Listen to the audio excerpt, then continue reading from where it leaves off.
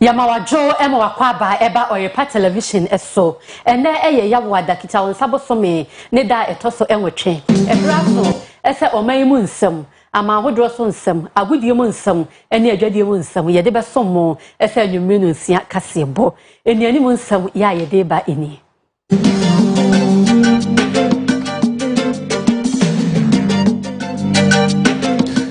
Pani abedi echire ya wo mrahye bedwafie efa wo hwe sikasem so Dr. Boamadi Atudwa se sika ye de ma mrahye bedwafo no e de atoka na ye bosia no ye hwehwe mu ye pa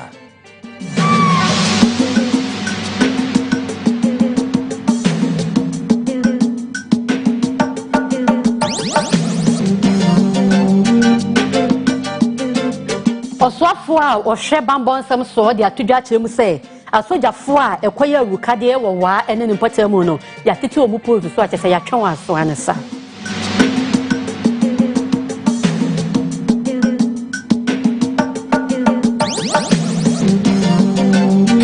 Amsafo Office North mrahye bedwani a kane no ye managing director Ghana Cocoa Board Dr. Isaac Yapoku kan asem bi e de abo akuyafo efa mpatasika etuama wo mo ho Yabako amanoni nsemu na America memu eye Miami yenya ye beka ya torrenche mafi wo marble sanse etosu dumienu ebugu ni paso no woni a eye atorrenche mboafo omo boa no empanimfo sese de wayi wo mafiri eho ewodwuma wo mudi no emu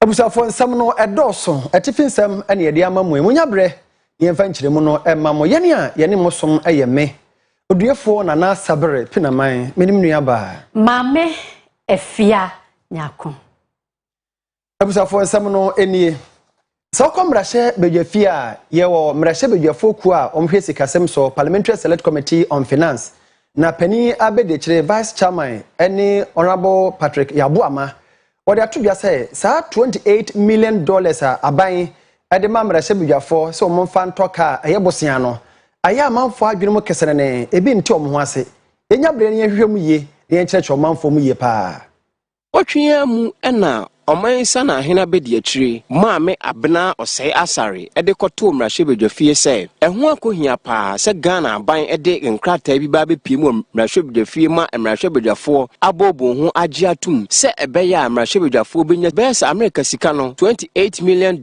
ede akwakoto ahyen ahodo ede adi won dwuma ensemi beto odwa no kame ense na Ghana adehye ebo anyo sansem no sokra ye nam so ama akopie mu mrahye bedwafie a Finance Committee Vice Chairman Patrick Yabuama ababonten ababechim se ehu benya pa se empanifo besi nkonwa no wakasa ho no ama Ghana adehye hu se enye mrahye bedwafo nko a na wo man mu a Ghana man to ahyen mo na nkono podi obenya kra na ko beka hye ne nua no mrahye bedwafo se ne nipa dodo na ababonten abetwe won no asi won so no ka wonyan kra mo wonje ahyen no na ade ba akwa Ghana adehye nim ni se sika na yede koto ahyen no ye sika bia ya titi free mrahye bedwafo na ebosom yakatu mu na enye se oman Ghana tam se sika do sopo no akoto ahyen ediama mrahye bedwafo a owo omai emu of why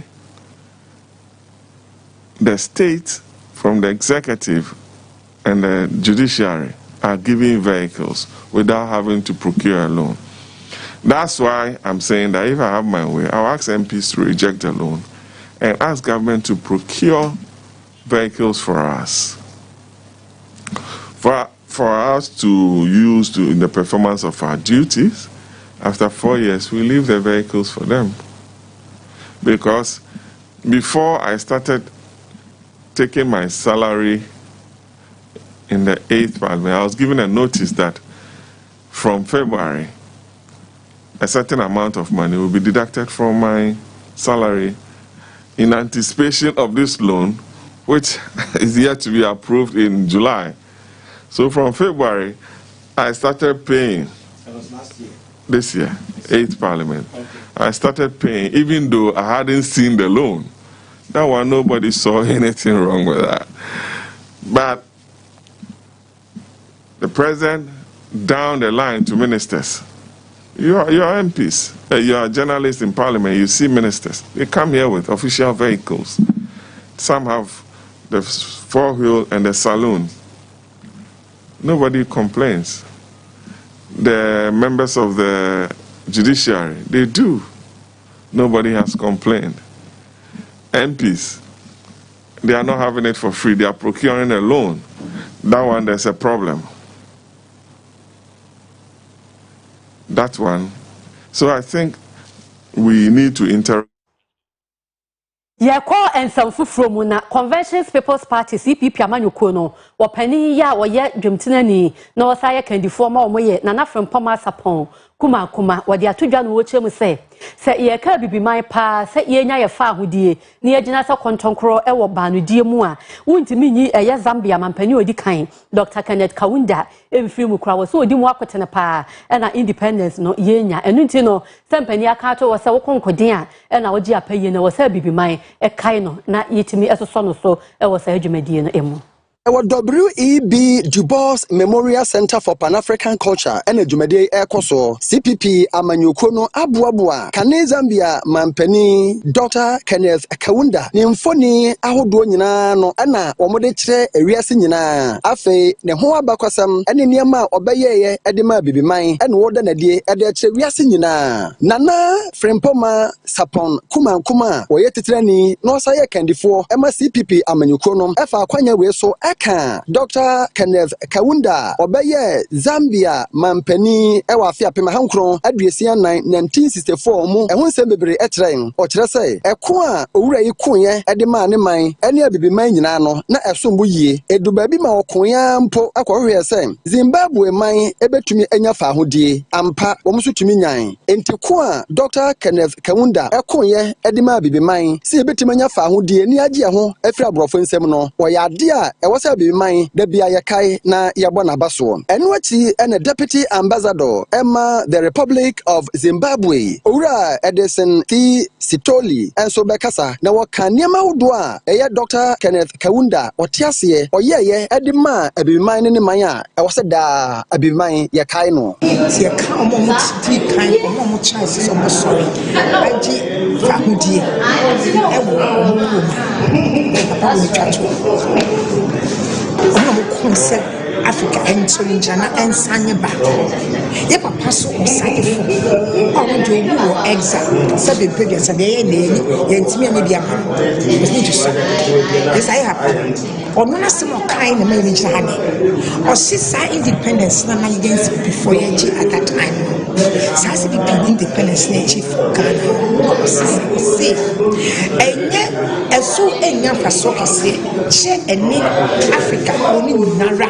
As you know, independence, because I can mean emotion as well. It's a never be a class media. Which I want to say, my baby, who fear now, a person now, a penny. Now, what papa may be woo, and now one year, who is so cast a crab, catch a man, wouldn't cram man, catch a man. It's a gauge in a hand, a woman's of his Zambia, but any African, you did say Africa was say back. You did say Ghana, no. I was saying it's me dear also. Na yen so ye dia.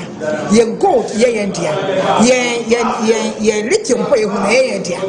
Yan hwe ye bibia e bi ne ogan ha bia si ye mfo dia. Ya pam mamko. Ba ye wi adwuma ne nti no. Ama adwuma na ye no. E mantie ho nto. Nti ne ye sorry say we are rekindling my ye akanya ya spirit. I can't say my family with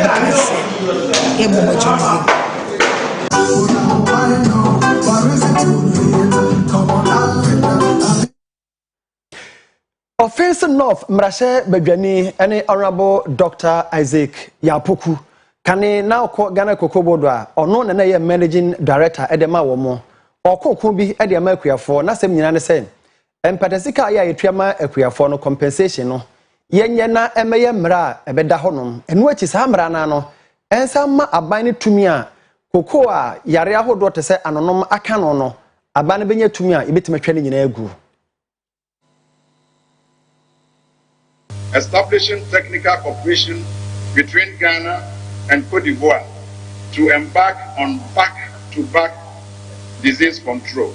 Mr. Speaker, recognizing the damaging effect of the disease and the uneconomic contribution of average farms to cocoa production, Ghana Cocoa Board.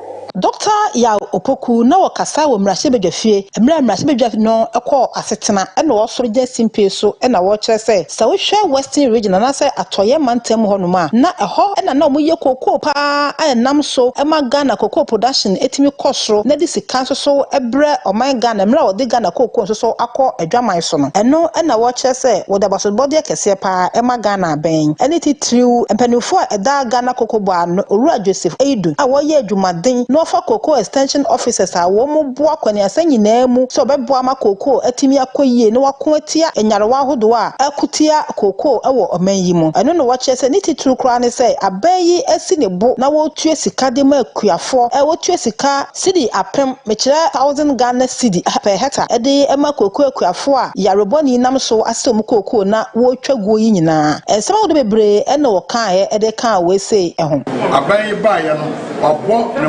moho be se enan ama se baby a obefa bia no extension officer ewo ebiem aban ba ya no se ontena ho nya hwe ha efri 2013 eko 2017 no saa ya die ya denden di ameka nwasem gejai kra ka kire grafo se omo ana omo nye omo treatment ema afi na tra na tretre aban se ontena ho nya ahwehan enti okope bosia eye American scam okope 600 million ya emu kase no ode ebo ode sasa ya die ode makoko board a omode sasa ya die koko board ene Côte d'Ivoire on say Côte d'Ivoire say omone the largest producer in the whole world omone Côte d'Ivoire accord technical agreement say ye no na bosh ye twa koko no na edua na wo antwa ode no ama ya die na akwa ebema ya die no Africa Côte d'Ivoire asan abagana Yako etifido atoye mantam emu na yenya yenim na watwetwa mu no ne course wo ho ya sojafo be du ba ko bi kiremu a na omo mobile phone na yera enu nto omo ye awukade bebre e wo ho no no ensam no nam so ama so afo hwe wo me ye bambo ensam so Honorable Dominic Nitiwu wo de atodwa e wo mra shebedwefie ma wo kiremu a asojafo edu ba ko no ya titi wo bia di bre so ya mpanifo atwenwan so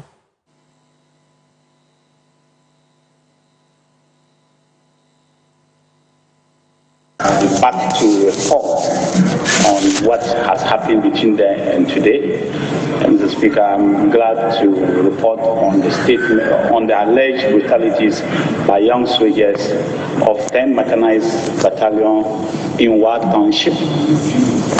Mr. Speaker, on July 1st, 2021, 86 young soldiers of the 10th Mechanized Battalion in Wa stormed Tindama, a suburb of Wa municipality of the Upper West region, in search of a colleague's smartphone which was allegedly stolen. The young soldiers assaulted some members of the community, and this went viral on various social media platforms. This incident triggered total condemnation on many popular radio stations across the country. Subsequently, Mr. Speaker, on the 2nd of July 2021, a delegation led by the Chief of the Army Staff visited WA to assess the situation. The Chief of the Army Staff was rendering an unqualified apology to the WA populace for the action of the young soldiers, emphasized the military high command's resolve to ensure that the necessary actions and sanctions are meted out to those found culpable. Mr. Speaker, to ascertain the circumstances that led to the brutalities, the military high command was tasked to collaborate with the National Intelligence Bureau to investigate the above-mentioned case. Subsequently, a four-man team made up of Colonel BZ Ayurugo as the team leader, Lieutenant Colonel JB Edua, who is a member, Francis Abwaji from NIB, National Investigation Bureau, who is also a member, and Mr. Maxwell the SAP also from the NIB were tasked to do so. Mr. Speaker, the team arrived in WA on Sunday, the 4th of July, 2021, and received its initial briefing by the commanding officer of the 10th Mechanized Battalion. The team was also briefed by the regional minister, Dr. Hafiz bin Saleh, and also Mr. Alexander Awudu, the regional commander of the National Intelligence Bureau. GCOP Francis Abuaji Nyako, the Upper West Police Commander, also did brief the team. Mr. Speaker, the team also visited Mr. Gandhi. The legitimate concern raised by us on the floor of this House as representatives of the people to unjustified attacks on innocent citizens in WA. While I find the sanctions reassuring, I like to further encourage the minister and to paraphrase his words. The duty of the armed forces is to protect the territorial integrity of our country, not more. And therefore, if in his words, as he said, and Mr. Speaker, again I paraphrase him, 86 troops were asked to go for a search for a foe, that is not acceptable. That is not their mandate. A few miscreants should not debase the standing of the Ghana Armed Forces as a disciplined, professional entity that owes us a responsibility in keeping the peace, not undermining the peace, and not leading the breakdown of law and order. Mr. Speaker, we are assured when the Honorable Rashid Belpo returned home, he briefed me on the 2nd July meeting where the unqualified apology was rendered. But Mr. Speaker, the implications are sometimes dire, because once this happens, you are breaking down civil-military relations. The trust and faith of the people of WA. Enche bia eno mampani Nana Ado Dankwa Akufo-Addo ebo Dr. Mustafa Abdul Hamid Idin so on nenkwa CEO Chief Executive Officer Emma NPA Edumakuo no sadi bia yi aso hanfo a ewo Enzongo ani ama makamfo Dr. Mustafa nenu achi no omabọ na ba so say free bra papai oba aban mu no waye nema bebre e de aboa Enzongo fo no wa kirisa ampa we Enzongo ni pa.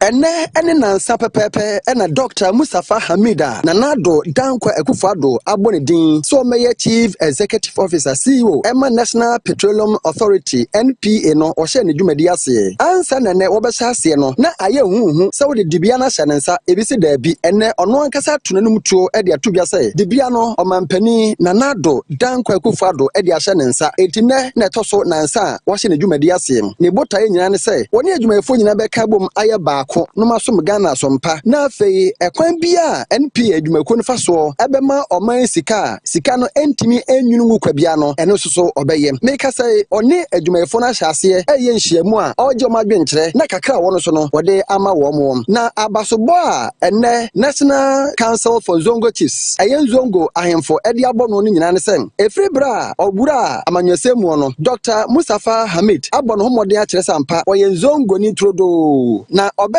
oswafo no waboa manzongo etima koso emabunu no waye niema bebre e de aboa efa mabunu enwomasua womo agokansi ho nsemsem ene niema hodo bebre a ewose obona baso na de oye acting president Emma National Council for Zongo Chiefs ene Nana Fanyinama wono so kirekire mo de nti abasoboyi omode ama no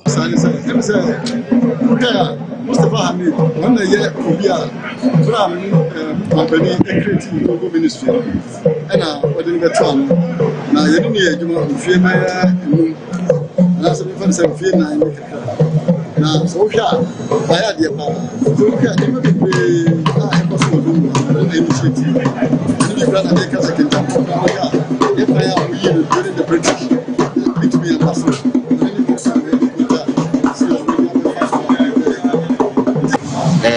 inti se maye bibi na won wa president eto bi se ni ko yi juma onne o ma to manu ma ta se juma be be ye wo Ministry of Industry and Rural Development aso o ma yi dia na chese ne meeting ya aba ne aba support ye e mi meeting sign emma she any confidence say because it doesn't matter juma o de biara no ye juma biara emmo wo a bitimi edemwa enko atabir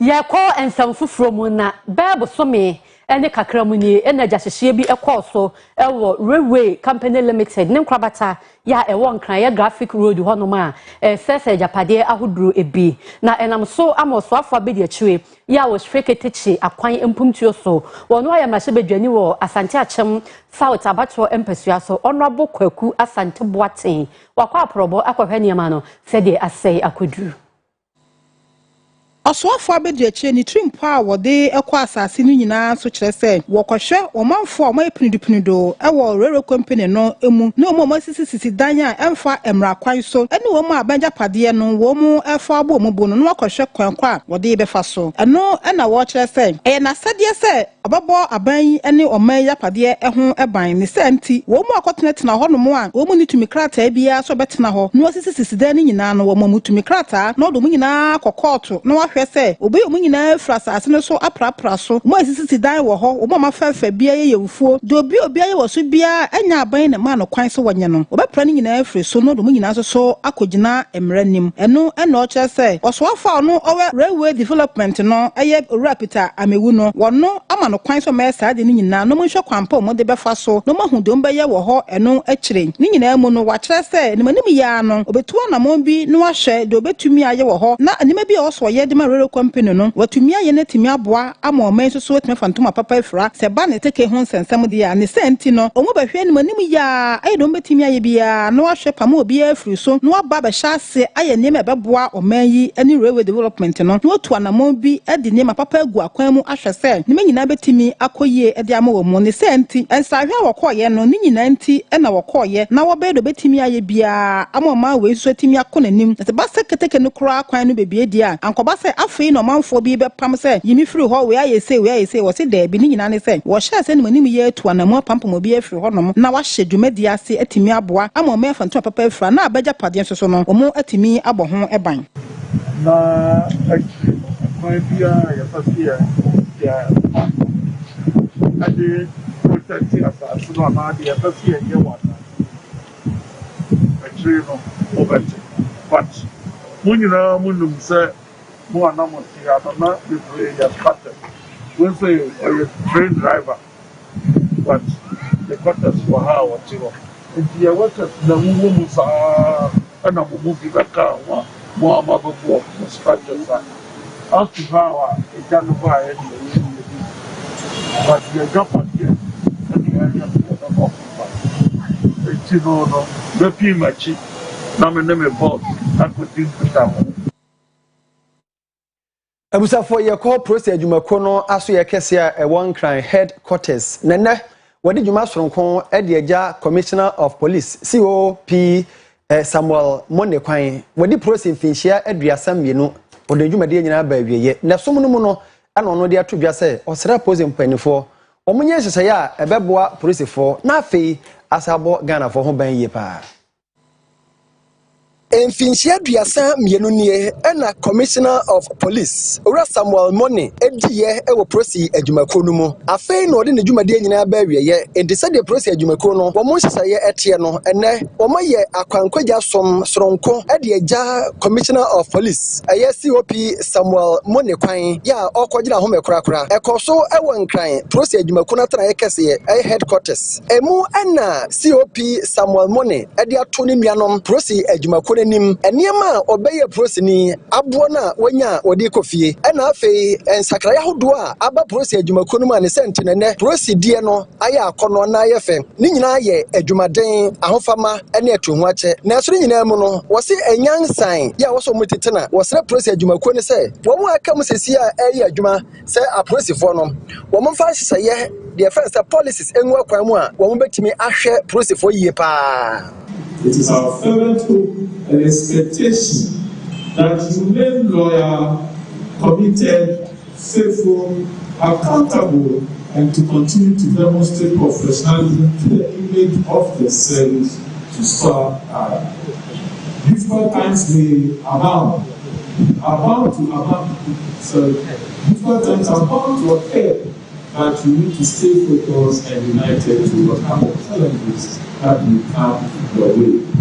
Wanu wiye no ana prosi adwumako no de hwe omo yedie ho nsem so wefe aye Director General Mametiwa Adodanko Akufado enso da no de sem tudwa ne o kire ye ne se owura Samuel Money abo adwumaden soronko e de abo prosi adwumako no e de abo oman Ghana so enti okofie no akogina home empaibo ene nyame hira e no mosre e de ma no e de atre elisa edwuma obeye aso police for aso Ghana. It's a ceremony and then extra say we really do not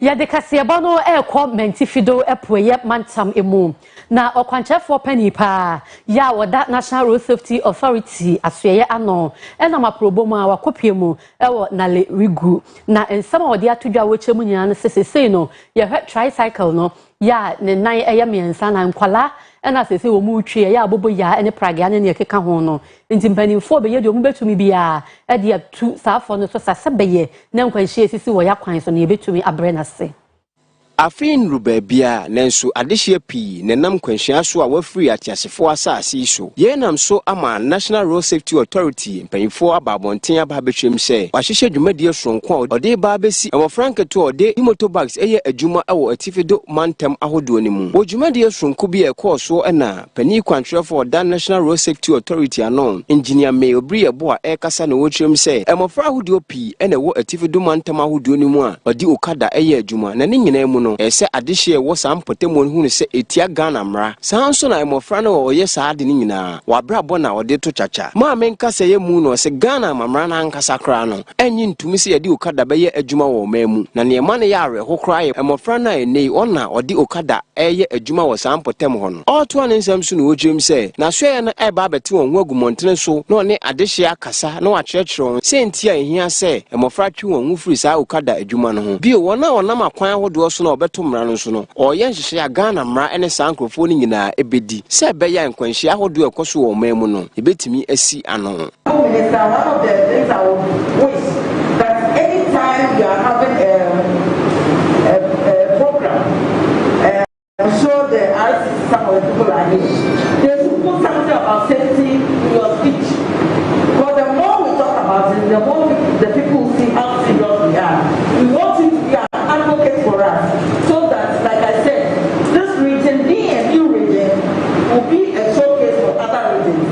Openi oda Ghana Police Service ne nkrabata ehwe ekwanso akwani abedi ano ewo mpotem ho ASP John Emmanuel Awuche enkase yemu no otwem se emfa ho ne adwumade na police sadom ewo mpotem ho ne bono emofra hudi opi ena ode won ho ahye okada dwumadie mu wo mpotem ho na neema ne yare ho ne se obetimi ahu akora bi kura ne mfie no edukura ne onya senti akoba ne saa ne ye ohia burubu a adokro nkrofo wo mpotem ho. Now concerning the minor My lieutenant is here and he will bail me out. We made several attempts undertook, trying as much as possible to curb that practices. I have even confronted somebody who's at the age of 10 years. Yes, 10 years riding a motorbike, 10 years riding a motorcade. Because if he doesn't take the motorcade to go and fetch water, to get money, to feed the family, there's nobody to do that. I'm happy that the writer has emphasized and at least open our eyes on the fact that education is paramount. They do not know. And that's what exactly the good book tells us. That at the time when we did not know that what we were doing was wrong, today the writer is telling us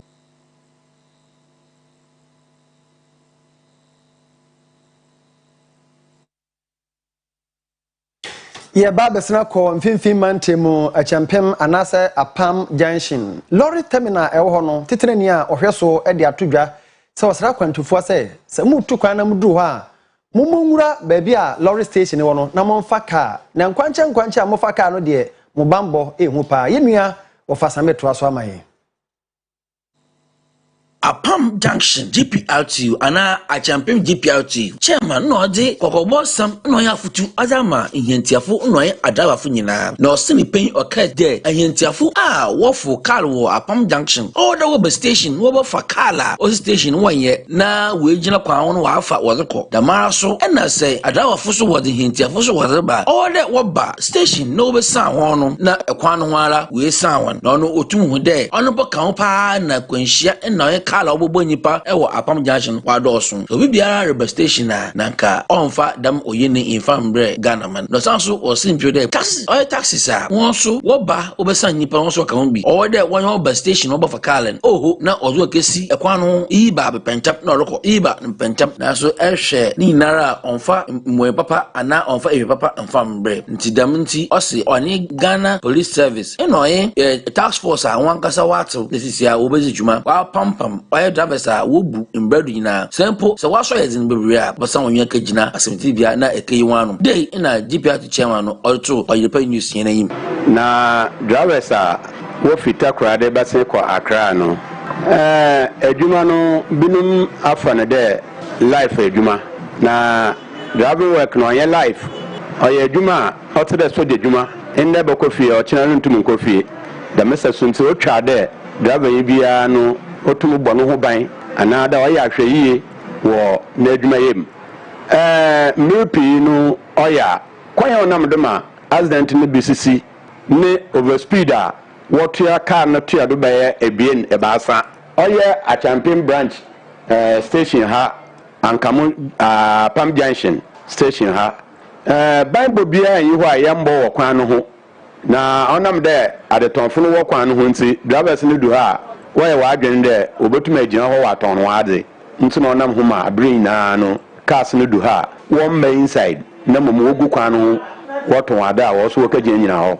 na ye asoduma ahiankafunara na passengers a we sign wo ha bia obesan pepepen na orutwa car kwenum na car abon echi no na driver for so a won so wazu adwuma wa Apam Junction station won so to Oyerepa news name there onam there drivers no yan interfo pi won to station ti ama won so adwuma no wakofom ntoto sre drivers no yan interfo nyina there won mo za won bra station no mo foka na yan nyina yentumi mbom magana ontu on fantampa on fanfra ya kazi be obo park kwa hu dia station agasa adwuma don kodo na vezo se Ada 5 to 8 de ojeje kwa nje de ba gbe ko do ti se be level de ba on the station e ni so be 3 to 4 na ho se gugu kwa hu nje ba de ba adwuma ni ma station de ble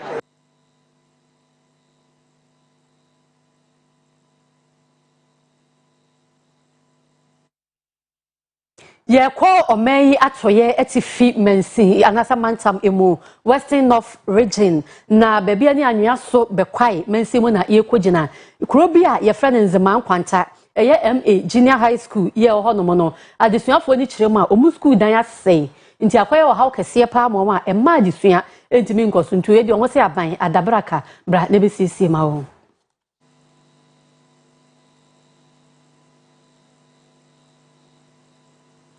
School for near church for one in the man quanta a trema. Say, Uber school honoma, ICT lab binoho, baby muja umnine ebinoho, kissing kumio motanaso, ni table crano, and yadia ebinoho, the sentin or to and safra bine, and no more and some be so mebwa womo, now woman timinia nema wing be sebeya, adusiane at the chile, ebetimi acostra watcher said. Seba the saying so near adusia for na nekoya zam tobacco, yadia ebebwa woman to a strempany for, moyo mo adoye, na PTA chairman or war school or new ra Isaac or saying. Ono so de nanu tuma wo che say achecherefo ani awofo nkabom kuo no so ayomu hu bia to mu hu ache so beboa no bibi e de aboa sukuu yi atete apansami ne senti omu yoma famu de no aban so emeboa woto nsa afrem na hyebedwani ne aban krache panyina wo ho ne ankronkro nyina so omu meboa wo mu nso masene na ne manyina ntimi emfa koye mu sanse enkra we ne omayi eda achen na nakobene duku eyodukura wo enkran kwanta ono so de nanu tuma wo che say na nko omu nyina fa communal labor kwan so nanka wo ye do betimi aye bia aboa e na kakra nanso assembly member aka no wo ho ade aka acha manfo se e ya ban ne anwuma ebi se wono baba besi school dan de ama manfo ne timo obi aha no ho so okobre no ho akoye kwasafo dwuma bia e de akoye ne senti no omato na jeje mu no so de sede eto aban nim na maame ono aduane ma omo wo ho e million cancer ono so che se so hwo mo canteen dan na e so apa hwi ni ho into osre omo maye wo mu emoa someone to say that from Crimea because of solidarity. Yes, I'm my thing for now. I'm camping for now. A duo of some Invitation bank, post from North and Southern teachers. Yes, Rabbi said, on the white, the best for the being so into currency type and what the never been to the gym. Yakoyam knows your banner said, you must say about the other record from a plan. Against your slumping for some more than.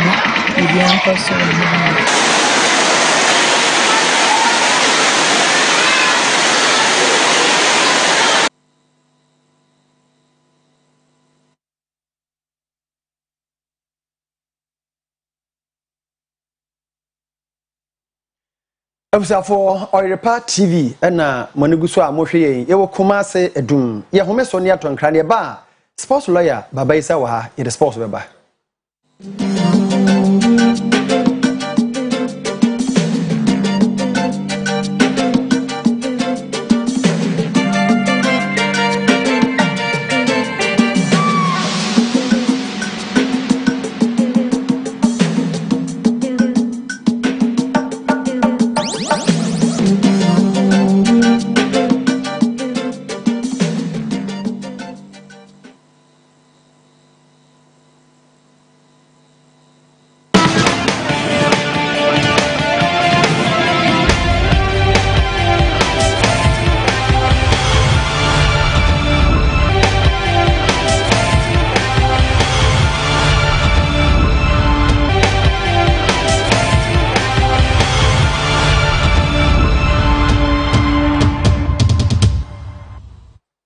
Right, inti abusua yama yanahwefo nyina jo na yama kwaba biem emra sanso se anwumre agudie mu nsem a yensa aka no yede to aso eyenkofo nkroso nsem ene afisem na yaboaboa no a yede ebre wo sports lanie kamehone yenhyase emfa emfifie MTN FA Cup run of 16 enra matches ne etodwa enra ewo dew emra Accra to folk ene Accra 11 wise edebo ani no Accra to folk edi nkunim ekaba ko a Accra 11 wise entime antie yenhwe highlight ne ba yebeto aso. But the FA Cup has shown us over the years today young boys players have taken to the knee. Now on Saboche, great goal from Abednego Tata. 1-0. Yeah, he does.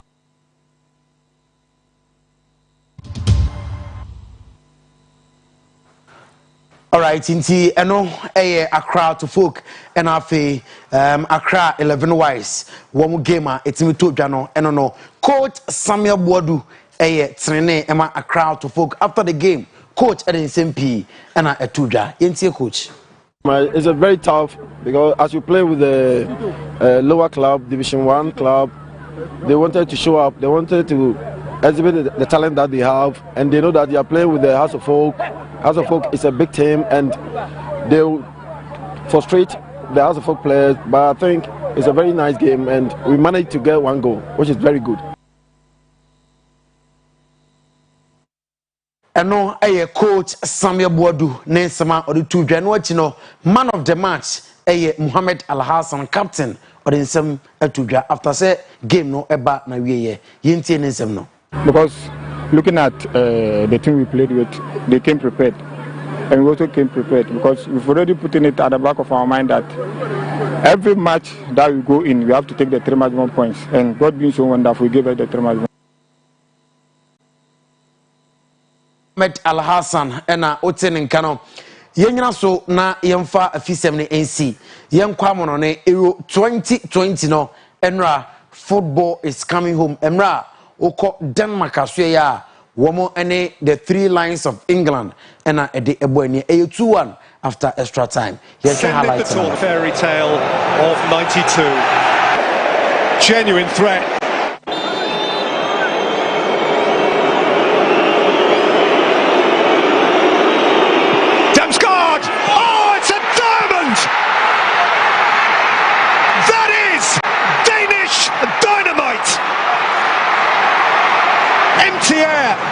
For getting it up and down, and that's exactly what Damsgaard does. He's got the accuracy, he's got the power. You know, it's past Jordan Pickford before he can really get anywhere near it. Calvin Phillips is lying on the floor, but the Danes aren't going to go underneath the wall. They're going to go over it, and Damsgaard has picked out an absolute beauty. The boy who just turned man. Again, they went on to lose. Kane. And Sterling, oh, what a save! What a save from Kasper Schmeichel. Kane, he's found Saka. Bukayo Saka, Sterling now!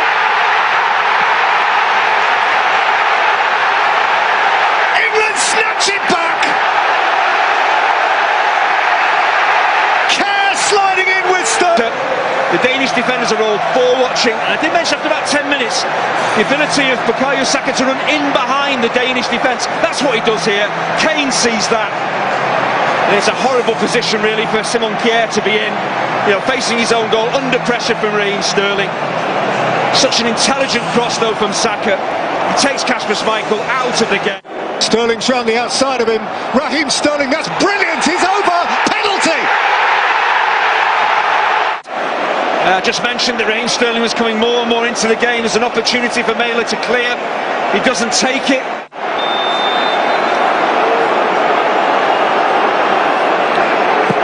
Harry Kane and Kane again!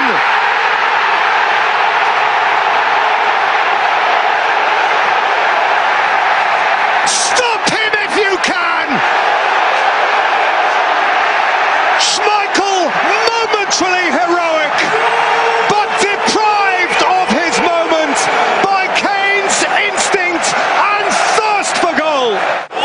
They get maybe a bit of good fortune with the award of the penalty, but Schmeichel is so unlucky. And he'll be so disappointed he's not the ball out wide. It comes back centrally, and it's so easy for Kane to tuck it home. And what an opportunity now for England to get to the European Championship final.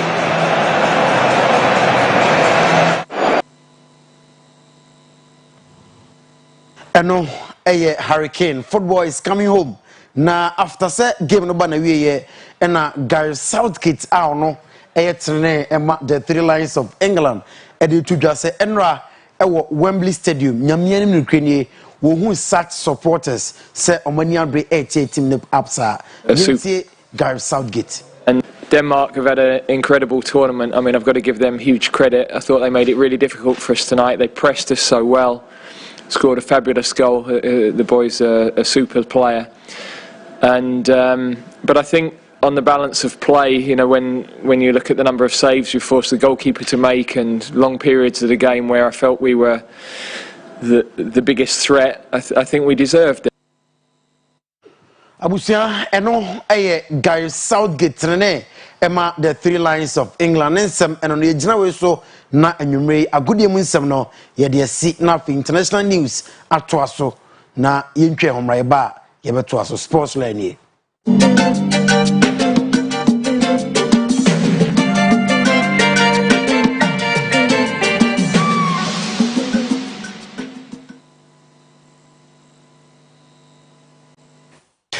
Yademoko amahodo so nsemu nano ne retu manim se Haiti mampani nipa bonofo bi akobo ne tuaku no no manoma police for ehunu sa nkrofo no omno de akoyem so abo nipa nan tuaku mu a wakire mini so aka ho Arehosam a no ada ekosi wo Haiti memu abra minfo bi ekobo o mampani Jovenel Moise tuo ema ne free mu no aposifo wo Haiti memu akeka wo ho a one nipa nan bi a osususu wo ka ho bi akototo atuo enam so ama sa nipa ya free mu a afoforo mienu wasa ache omo de o makwa akosie opani a ona ye Haiti mana ensia na mu ewo America memu Bochet Edmond de adehwede atompanifo anim se de ade na kodu no omra Haiti man no emwa particularly to help us in the security aspect, because we just don't want this kind of situation de-escalating to go to a violent, very chaotic situation.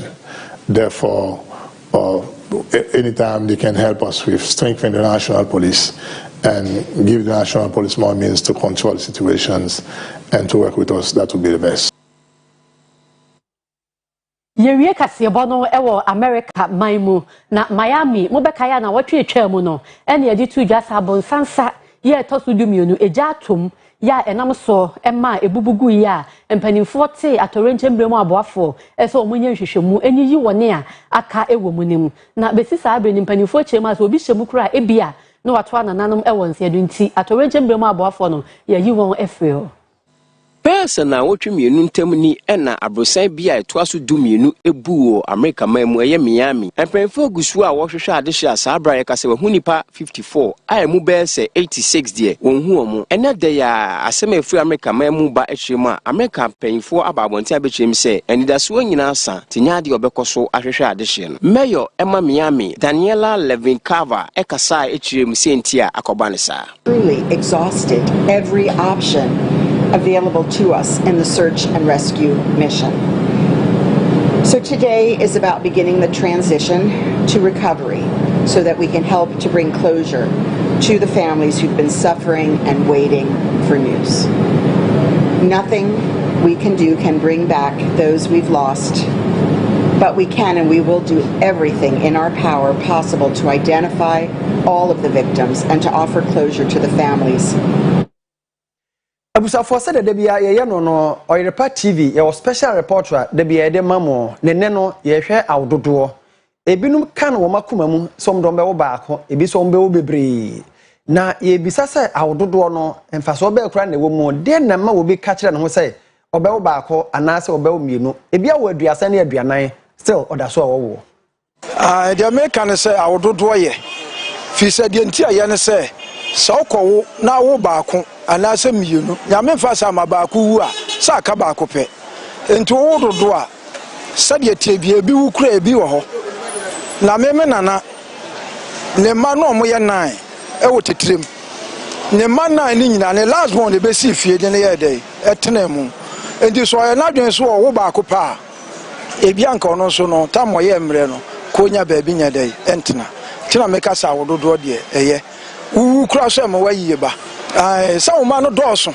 enti we free na mo we be free offense we free tetrem we free bu aman obi ade ne do mo ye dey eba ma wa yesu aye kama awududo de enye se o hwe wa ho den na ohun ma betumi awo because I still planning for future se nkola no adwuma wo ye obetumi ahwe omo ana adwuma wo ye no se na behwe omo adu anu mu na obegina obetumi de awo se de be ya obetumi ahwe nkola na dachi bi omo si ba bi and most of the time so to me planning in such a way say at the age of 60 no na wo hwe ba enye sa ko retirement e be de wo tumi ahwe wo ma awududo enye na awududo ne de nyame anim no kure yankopɔ se yengo hya asase suma ti awududo de ye de hia so wo obetuma hwe omu yi ene hia na enye se obawo na on hwe omu yi be basa de ene nko ahokora nkeye bi oni ahode obetumi de ahwe enkra no ti ni kwa toko wo bebiri ko ano ba se obetima hwe omu de a ohokora se wo so wo bebiri che do pibia e pa cha awududo ne de ye na ne ye ne se obawo dodo na untimi hwe nkora no ne ho ne manema ne de ene wa ngo kora eye agya bia no awose o timi hwe oba na kora no so wo adache no so anya hwe so pa na o de ahwe o mo aka ti awododo de anya ho kire sem de a ene enkaye mi gina ho me no ka se me ma wo be 80 ena me no gina ha me no ka se nya ho kire sem de ane enka eye pa oh awododo no efa baabi no metima aka se ye efa baabi metima aka se nye eno no ya na gina wo nipa no ho oden so adwuma a wo ye ena be kire the way a obesi awo afa oh to me de me ma ho oden mo ne de awododo mo ame me ankasa ne de awododo de emoame because say ene wiase na ewo no ewo say owu a oma no utimi hwe o mu school yie title education ye first se wo dodo na se wa ho oden no ntimi hwe o mo de a amfo ma anko school anko akiri de a ene no anwo kura na ye because e basa na wa hankwara no so na mechi ana me so me madwuma na me entimi enhwe nkora bebiri nti wo se me hwe ma ho oden na me de wo nti me de awododo de emoa me abusiafo na eno no ye se eba esenade ta hoden wo ho sika fam ni apomudi mo net ubetimi awododo awo eno no ye gina so na ye de kase bo na si ye sorry a adechie mu nsam eto aso na ye beso manwumre eye me maame efia nya akomini mini abema oduefo na na sabere pinaman adondom ye kina e besa ne mo hye bim krasa so dwen kam nyina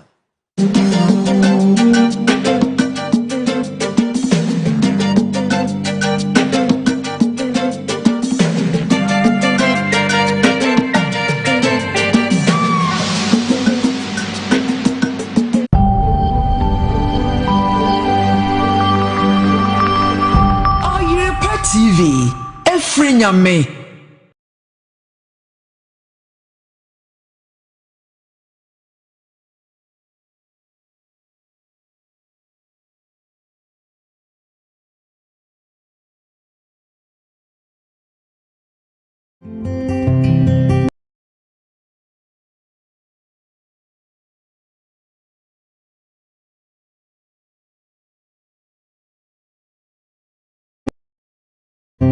All right, and this what to say Uncle Can. Not just a Canadian digital site. I catch you in prepare people na Canadian. And you even put back at you. What did you buy? What it to say? I'm an any capranis and progress in your matter. Open up at ye. And never pay more Canadian digital satellite. Away at Tom House, Patase, Biane, a police depot, no, a ben peno. I want to print Lucas here, Pia. Yeah, but so near my waha, I'm walking with a diet radio near gun. I'm very another Berunia content. Baha, maybe near my sort to types. I would do a waha. Able to have a museum. As someone make a BM radio Zucano. Sabio, you control Punya and Nabraba Samana maker. And near Madio will be Papa. A year 55 4K smart Android TV now. And can you 10 million? It's only about 2,400. A warno. What a society, a friend when you warn you about them promo. No, your crown was at your TV sound as I can hey, Chawadra. My many manager wore a year Patasi branch and you train Corona Venom. Me son one or two things, and near my would be a echo so high. My Uncle Ken at the Mufua, I was Antimatemia Mwakwa. Medasi bebre na apomboko de nyame adom bia boko obi nim Kennedy as wo ba Kennedy ne wate Kennedy nkan wo ba e dey surprise na wode ma no emi say de moti en kadada no Kennedy digital satellite de e ba ni home appliances enema e mafie ye nika de a na chese oba asanteman ha anase Ghana mamu ha de yewo enema ahodo bebre e ba ni televisions, microwaves, deep freezers, double door fridges. Chese bibia ope ediesie fie bia otu ani check Kennedy digital satellite obe fie yewo TV 32 inches 649 cedis, chese less than 650 Ghana cedis. Yes, also of 40 inches TVs ne yewo free 22